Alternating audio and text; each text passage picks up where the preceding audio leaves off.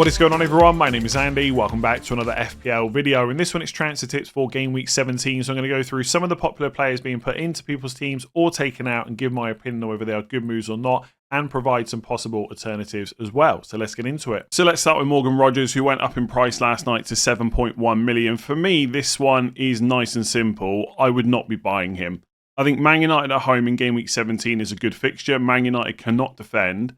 But Chelsea away in 18, Arsenal away in 19, they're just awful fixtures. I just don't see a need to rush in to buy someone like Rodgers. In some ways, he is nice over Christmas because you know he'll play every minute of every game. And there is value in that.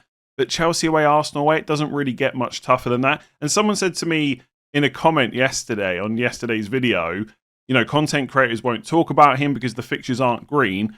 I think that's fair, right? Fixtures matter. And if you look at what Rodgers has done recently, a 15-pointer against West Ham, which is why everyone's steaming in, 2-pointer against Arsenal, 6 against Brighton, 3 against Wolves, 15 against Leeds. Notice the 2 big hauls came against West Ham and Leeds. Before that, blanks against Bournemouth, Liverpool, Man City. Like, fixtures matter. Could Rodgers score against Chelsea and Arsenal? Of course it's possible. Anything's literally possible in football and FPL, but they are not fixtures to target. So, I don't know. If you've only got 7.1 or below, and there's no one else you like, then I guess buy him because Man United at home's a good fixture and he'll play 90 minutes against both Chelsea and Arsenal, but they're not really defences to target.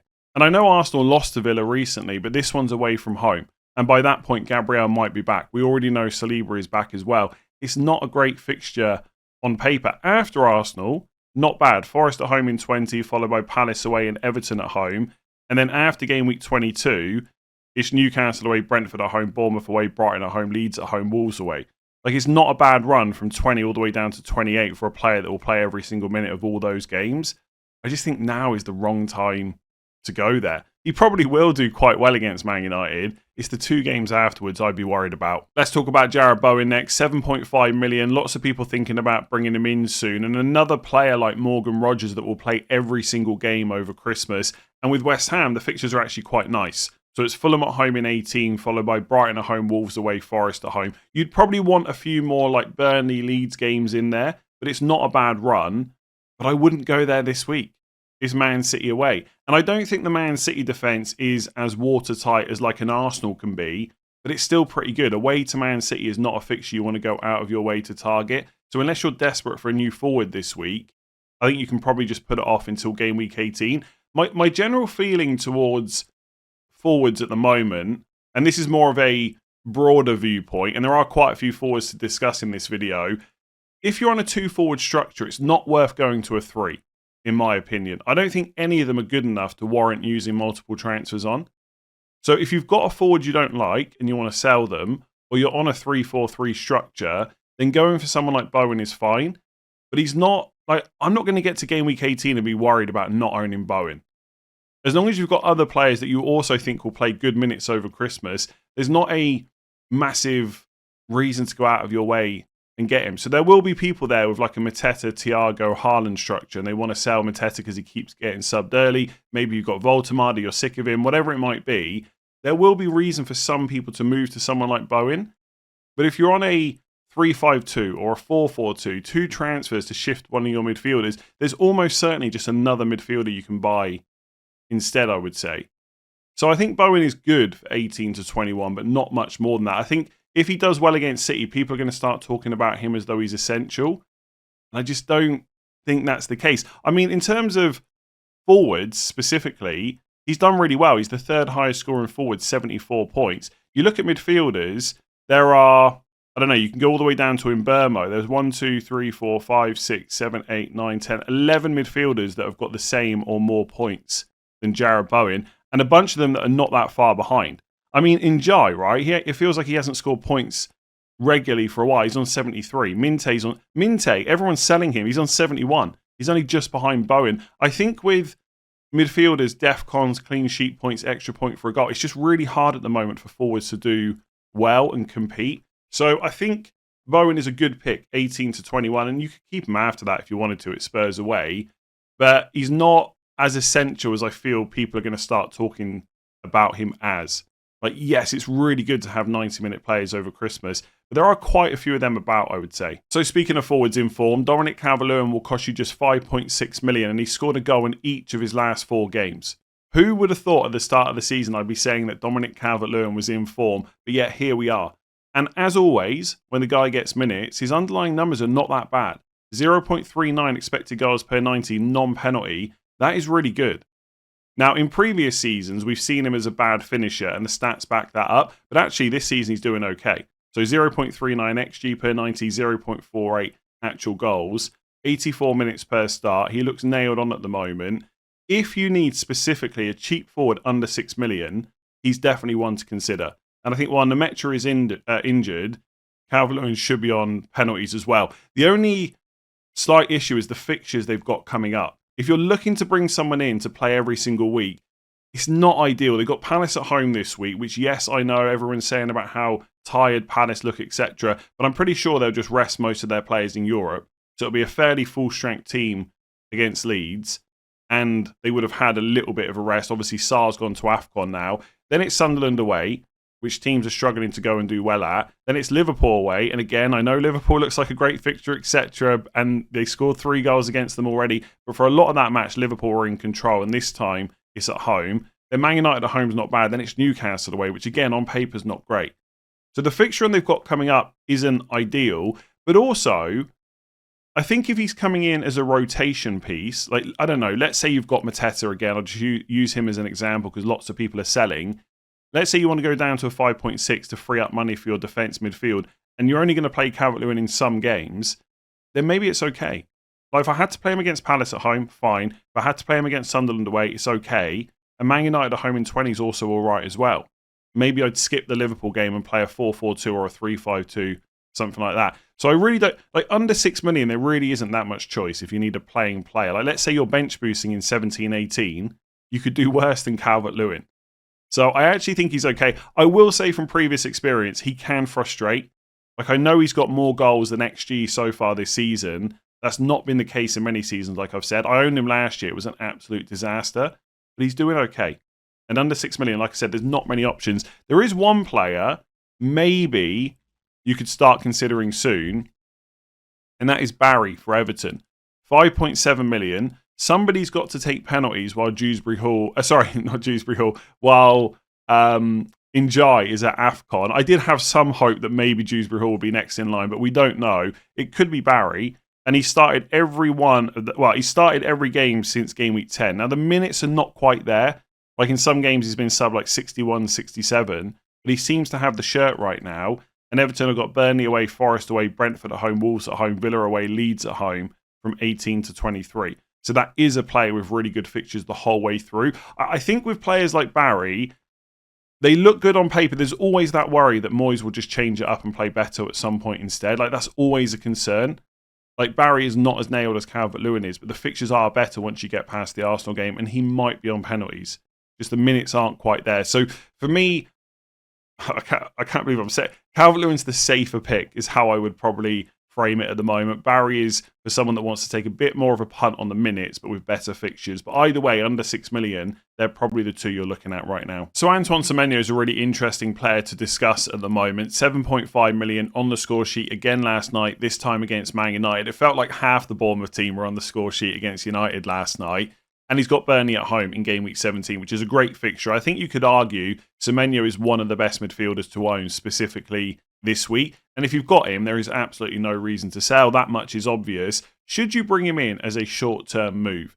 Now, before last night, I would have probably said absolutely, because you get him for the really good fixture against Burnley. Worst case, you keep him against Brentford away, and then you maybe think about selling in 19-20. Potentially, you could have got him for game week 17, then chained him on to someone like Wirtz. If you really wanted to take a punt, 18-19, Wolves at home, Leeds at home, or even Szoboszlai if he's fit, as a nailed-on, possibly first-choice penalty taker while Salah is at AFCON. But now, he's one yellow card away from suspension, essentially. He picked up his 4th yellow card last night.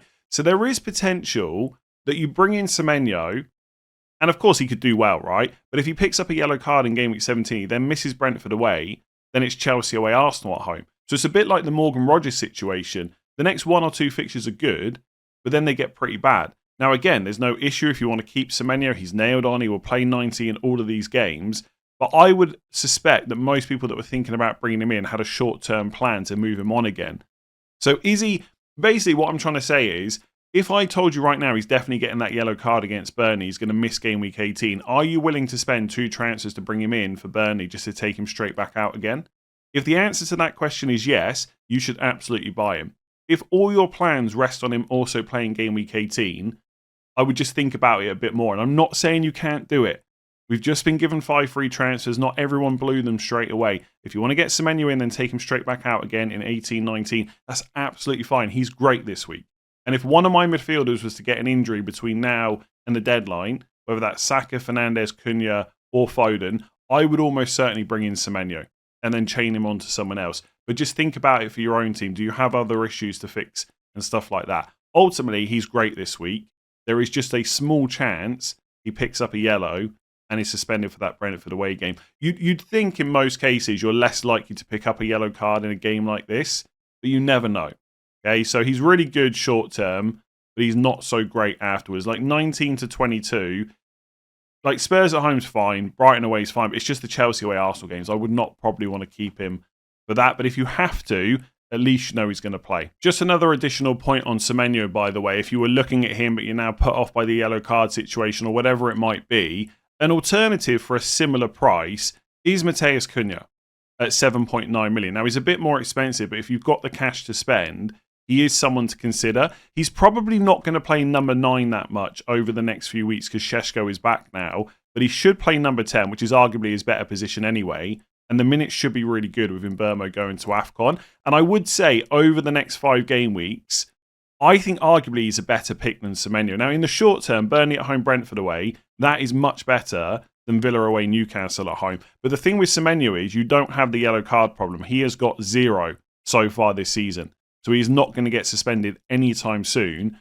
And then 19 to 21, it's Wolves at home, Leeds away, Burnley away. By the way, I know when I've just said he's not going to get suspended anytime soon, he could get a red card, of course, but it's not going to happen through yellow card, basically.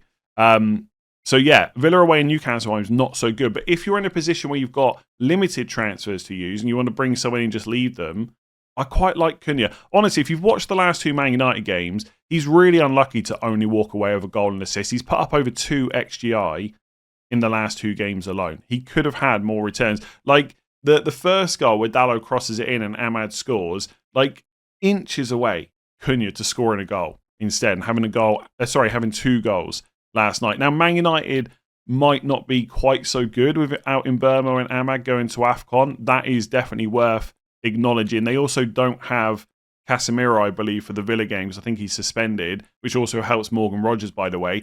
But I think when you get to 19, I think people will want Cunha. And the fact he's now scored might help people kind of get on board with him being an okay pick. So next 2 game weeks, as long as Semenyo plays them both, I'd rather have him. But next 5, I'd rather have Cunha. So you need to weigh up how many transfers you're willing to spend on this spot. So talking to midfielders between 7.5 and 8 million, Eberechi Eze is 7.8 million. And this one's nice and simple for me. Do not buy. The minutes are just not there whatsoever right now. And if you've got him, as soon as you've got a spare transfer, he is probably worth taking out. But I don't think he's worth a midfield spot when you can't even guarantee he's going to get to 60 minutes. As soon as Odegaard was back, that spelt a problem. Because as I've said a few times in the past, it's not a guarantee that Eze just goes and plays on the left. In fact, he's not been used there that much by Arteta whatsoever. It's mostly in central positions, and Odegaard is big competition. You know Rice isn't coming out of that team, and Zubimendi plays a lot as well. And you look at the last few games, like he didn't start the Champions League game before Wolves. He still only made it to 56 minutes. It was 45 against Villa. He was benched against Brentford. He's just not worth holding. And the problem you've got now is there's a week's rest between Wolves and Everton. So you think, great, Eze's fully rested. That means so is everyone else. It might be that Eze is on the bench. And then you can't guarantee he'll start against Brighton either because he could play the Carabao Cup game in between. So it's not even that he's like so much money you've got to sell him. He's just taking up a midfield spot where you could have someone better there. So I wouldn't necessarily do it for a hit. But as soon as you've got a spare transfer, I'm selling him unless someone picks up an injury, specifically Odegaard, between now and the deadline. Let's discuss Danny Welbeck next. 6.5 million for Brighton, been benched in 2 of the last 3 games. I think it's really difficult to justify buying him right now. when a player's been benched in 2 of the last 3, I just don't think you can spend a transfer to bring them in, no matter how good the fixtures are. So it's Sunderland at home in 17, West Ham away in 19, and Burnley at home in 20. So I am expecting quite a few goals from Brighton over 3 of the next 4. Arsenal away in 18 is obviously tough, but outside of that, the fixtures are pretty good. I still don't think I'll be bringing him in. If you own him, though, there is maybe reason to keep hold of him, potentially. And I know it's difficult, right? If I had him sat in my team right now, I'd be thinking a lot about getting rid of him. But if you look at the games he's been benched in, it was Liverpool away and Villa at home. He started every other game outside of that. So 90 minutes against West Ham, 64 against Forest, 90 against Brentford, 84 against Palace, 81 against Leeds, etc. So I don't think it's a fitness thing necessarily. I think it might be a fixture thing. Those slightly more difficult fixtures. And obviously there is a lot of games coming up as well. So maybe that plays into it. Maybe that's where he's getting the rest. Now, I guess Palace away is also not that easy, and he played that game. So maybe the theory isn't quite watertight. But there's something there, I think. So I think there's a good chance he'll start against Sunderland and then potentially be benched against Arsenal. And they'll just go for a slightly different setup, maybe someone that can press better. I've seen Brighton fans talk about that. And also that Arsenal game's on the 27th of December. They then play West Ham on the 30th of December. So in some ways, I think he might start Sunderland, bench against Arsenal, start against West Ham. And then 4 days later, you got Burnley at home. So I guess that one would be a bit dodgy. Look, if you've got a spare transfer, you want to move on to a different forward, just do it, right? Peace of mind is a very valuable thing in FPL. Sometimes you just don't want the headache. But if you're sat there with other stuff to deal with, all the usual caveats, you haven't got many transfers to spend, there has to be a chance that he starts against Sunderland at home. Also, there's a guy on Twitter called FPL Seagull, and they predicted the team exactly right against Liverpool last weekend based on the bibs players were wearing in training. Apparently, it's been a bit of a trend. Now, I do think that this kind of thing gets back to the clubs quite quickly, so I wouldn't be surprised if they're aware of it. I heard James on Planet FPL talk about this as well, but there is a chance based on the bibs the players are wearing, we'll know before the deadline whether Welbeck is playing. Either way, I think he's worth the risk if you're limited on transfers, but I probably wouldn't be buying him. And it's even easier not to buy him right now because it's Arsenal away straight afterwards anyway. So let's talk about a couple of Man City players that aren't Erling Haaland or Phil Foden. We'll start with Cherki, who's just 6.5 million. Lots of people starting to consider him as a short-term punt against West Ham and then maybe Forest away and Sunderland away as well. We know that Doku has got an injury. We're not quite sure how long he's going to be out for, but that does mean one less attacker to compete for spots in the team. Obviously, Marmoush has gone to AFCON as well. And Cherki's minutes recently have just been pretty good. So he played the full 90 against Palace. It was 81 against Sunderland the week before that. Maybe Pep is starting to trust him a little bit more. So there is some justification to look at him. And his underlying numbers are pretty good. It is skewed a lot towards being more creative than having goal threat. But there is some goal threat there as well. So if the minutes are good over Christmas, I really like him for the next 3 weeks, especially when you consider the price. So it's worth thinking about. It's also worth noting that between now and game week 17, Man City play a Carabao Cup match. So if Cherki is benched for that, that spells good things for his minutes against West Ham. And if you look at the gap between games after that, they then got a full week's break before game week 18. So if he's benched in the Carabao Cup, I'd feel quite good about him for West Ham. And then he seems to be first choice at the moment. And we have to recognise that first choice for Man City can change quite quickly. But right now he is. So you'd assume he'd get the Forest game as well. And then it's 5 days until Sunderland. And then only 3 for the Chelsea game. I think the Sunderland game's hard to call, I think, because it's a Saturday-Thursday turnaround. So in theory, anyone that's first choice can play that game. It's just whether they can play again 3 days later. So if Pep really wants Cherki for Chelsea at home, will he potentially bench him against Sunderland? But then he's not played many minutes, so maybe he's just fine at the moment. It's hard to know, but I think for the price, it's worth considering if you want a punt. If you want to bring in a player that is going to play almost every minute of every game for the next 4 to 5 weeks guaranteed, Cherki is not for you. You need to know what type of FPL manager you are. And I know the same thing can be said of Foden, but we know that Foden's got the recovery. Pep has mentioned it a lot before. And at the moment, he just looks nailed on for close to 90 minutes every game. I think until that changes, we just have to accept that he's probably nailed at the moment. I wouldn't go as far to say that's the same with Cherki. Like in one of those, I don't know. I was going to say one of those easier games, but Sunderland away is not that easy.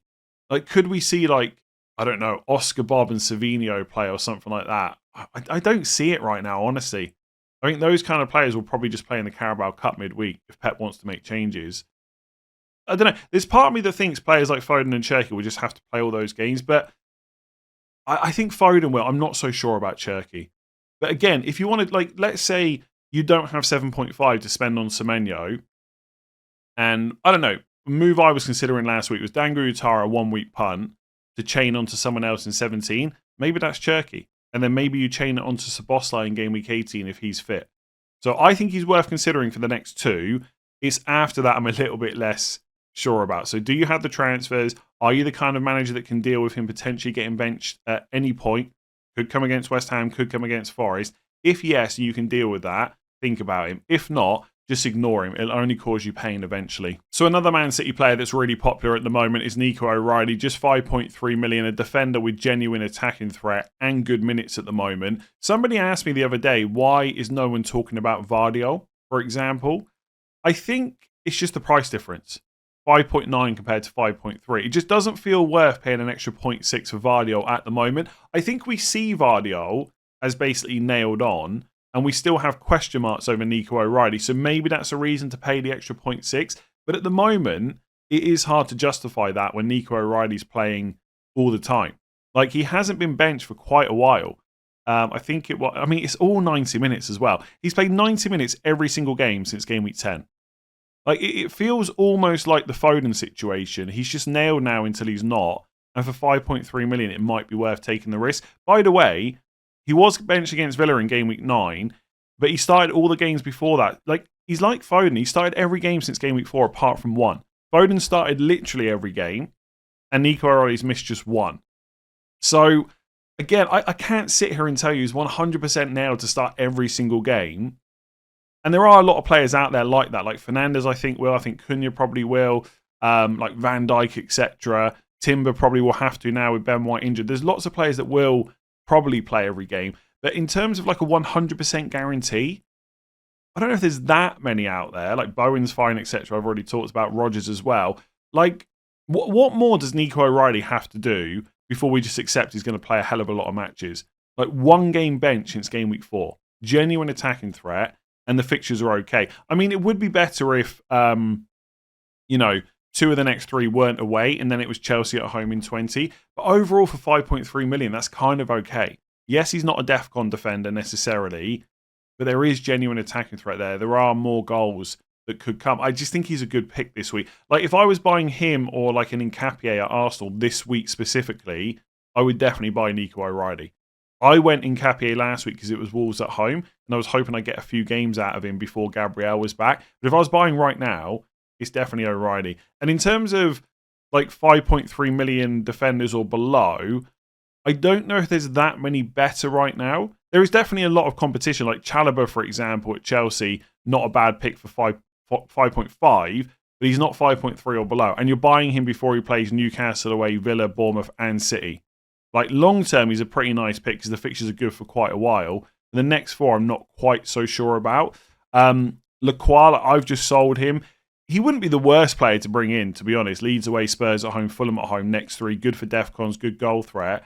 Keane from 18, potentially. Tarkowski at 5.5 from 18. There are other defenders to look at, but I wouldn't say there's many that are massively stand out better for the price or below. So again, if you're willing to risk a player being from Man City, I think there's reasons to like Nico O'Reilly right now. So what should people do with Enzo Fernandez? 6.6 million. Long term, we know the fixtures are pretty good for Chelsea from kind of game weeks 21, 22 onwards. But before that, they do have to play Newcastle away, Villa at home, Bournemouth at home, and Man City away. Now, Bournemouth at home might not actually be that bad. They are conceding quite a few goals recently. But the other 3, not great. But he is only 6.6 million. And for that price or below right now, I wouldn't say there's a huge amount of great standout long-term options. I know Harry Wilson right now is super popular, but as I've discussed, after the next couple of fixtures, they do turn a little bit. Obviously, he's nice and cheap. That might enable another move elsewhere, so I don't mind that pick. But Enzo Fernandez is okay. And a lot of people have pointed out to me his underlying numbers are actually not bad. Like 0.36 expected goals per 90, non-penalty, by the way, is quite good. 0.19 expected assists. Now, we know he's not on penalties when Palmer's on the pitch, But Palmer is not fit enough to play all the minutes of all the games that Chelsea have got coming up. There's going to be a lot of time when Enzo's on the pitch and he's first choice penalty taker as well.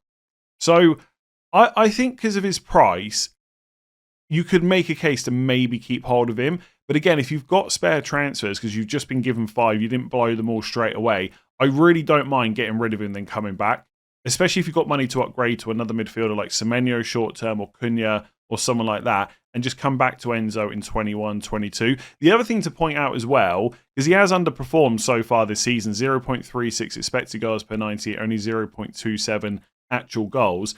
Sometimes you might expect that to kind of revert eventually, but I've looked over the last couple of seasons. It's not like he's, judging by the numbers anyway, like an amazing finisher or anything like that. Like last season, it was like 6xg, 6 goals. Before that, it was 6xg, 3 goals.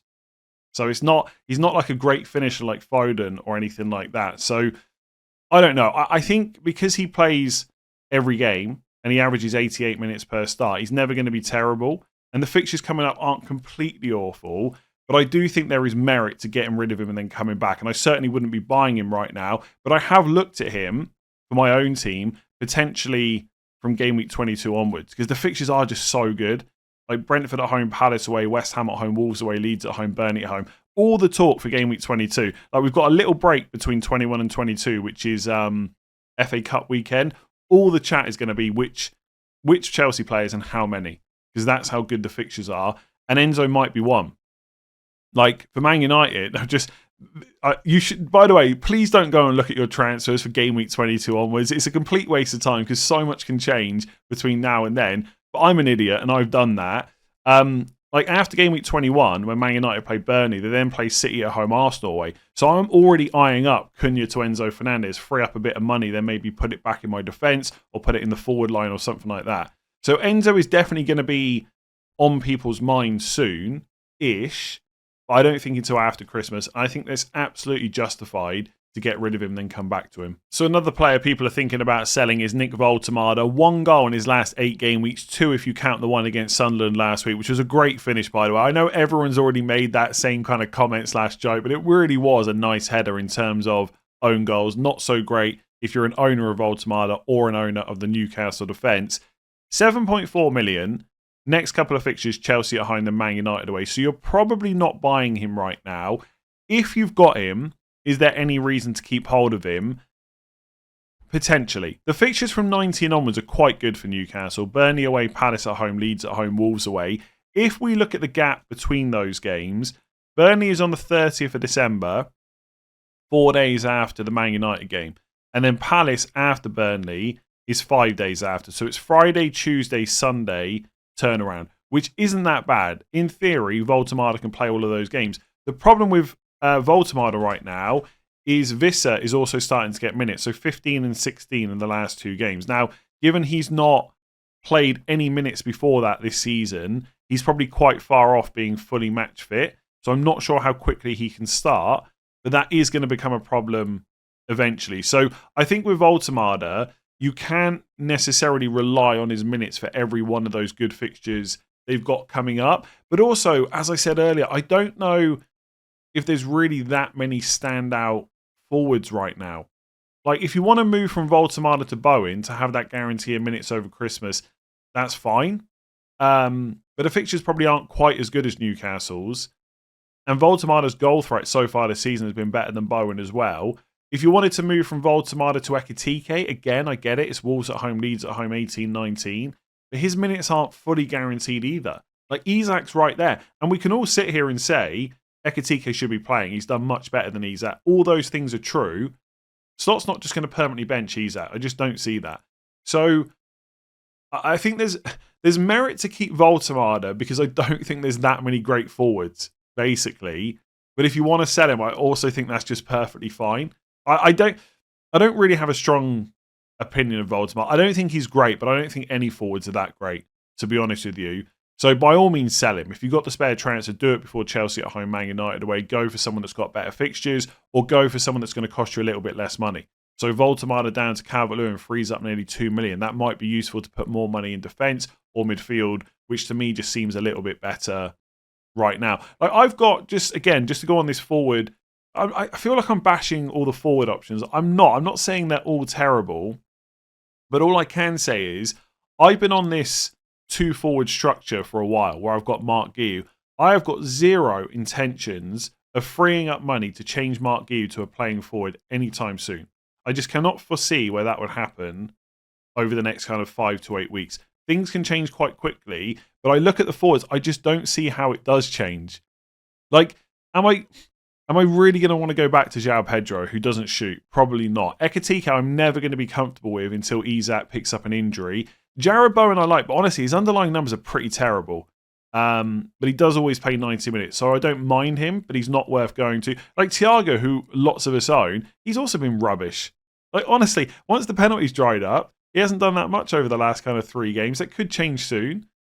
Like, he's fine, but he's nothing more than fine. And like, once you start going down the list, like, honestly, it's just not even worth talking about. Mateta, people are selling, he keeps getting subbed at 60. You're not going to go to Richarlison. Welbeck's just been benched 2 of the last 3. Calvert-Lewin's fine. Woltemade, people are thinking about selling. Watkins is too expensive. Isidore, Evan Nielsen, Callum Wilson, Gyökeres. I mean, Raul Jimenez, if you picked him up against Burnley, that's fine, right? It's a bit unlucky that you didn't get any points. It is what it is.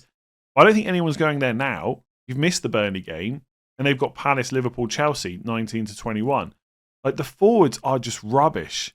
They really are. Like, I almost feel like Barry is potentially a nice option because of the price, but it does feel also a little bit like scraping the barrel. Yeah, I don't know. If you're on a 3-forward setup and you've got Volta, I would be seriously tempted to tank that spot still and just use 2 moves and put that money in midfield.